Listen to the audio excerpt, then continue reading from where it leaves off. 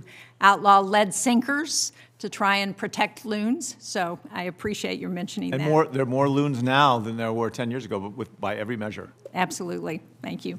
Senator Cardin. Well, thanks, Madam Chair. And again, let me congratulate you on your chairmanship here. You know that you will provide the leadership for small businesses along with Senator Ernst.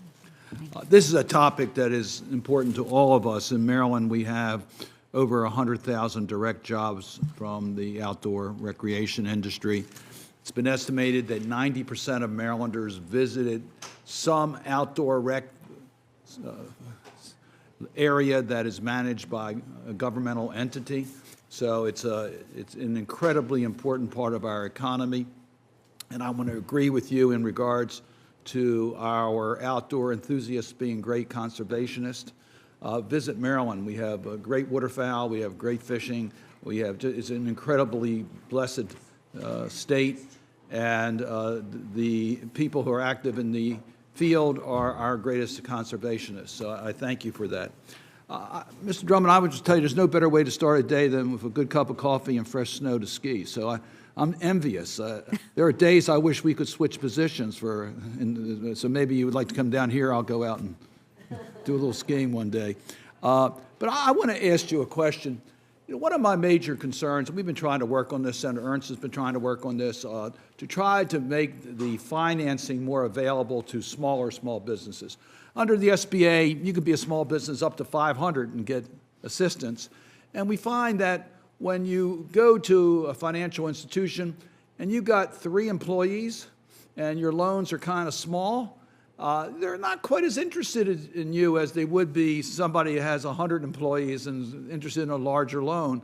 So we've tried to provide greater opportunities within the SBA programs for small business loans. Administration has a rule out that opens up some additional financing. There's talks about direct loan lending by SBA. And then in regards to resource partners, as Senator Hickenlooper pointed out, our resource partners serve our entire community, but they're more concentrated within the urban centers. So if you have a business that depends upon the recreation areas that are in rural areas, you don't have the same access that you would have in other parts of the state. So I guess my question to you, how can we improve the tools that are available through the Small Business Administration to help the smaller small businesses, and particularly those that may be located in more remote locations that don't have the same access that other companies have? Yeah, thanks, Senator. It's a really great question because, as I've learned, funding makes a huge difference in just the success of your business, the day-to-day stress, anxiety of trying to make this whole thing work. I mean, I think my first few years, there's the excitement because there's failure. There's an opportunity for failure, but I'll tell you what, as soon as I got that loan, that anxiety disappeared and I could really focus on my business. I could focus on finding employees. I could focus on selling the gear and really cementing myself in the community. But, you know, there's a gap in, I think, where the SBA is and where the small businesses are. And that's where I think, I was mentioning, the outdoor business alliances can help communicate what the SBA is offering. Because without that outreach, it's going to miss all these rural communities. There's no way that the SBA can reach out to each one of these small businesses. So it's really an awareness issue because the process of going through the SBA loan program was incredibly easy. My local bank took care of everything. They were sort of the interface and my consultants, and then all I do on my end is just make sure there's money in the account for that draw when they need it. There was also opportunity, like with the PPP loans, that was also really easy. But it was stuff that I wouldn't have known. Like I said, we're so busy running our business that we're not out seeking necessarily financial assistance. And so you got the help from your local banker? Is that where you got most? Yeah, the local banker was aware of the SBA program. So.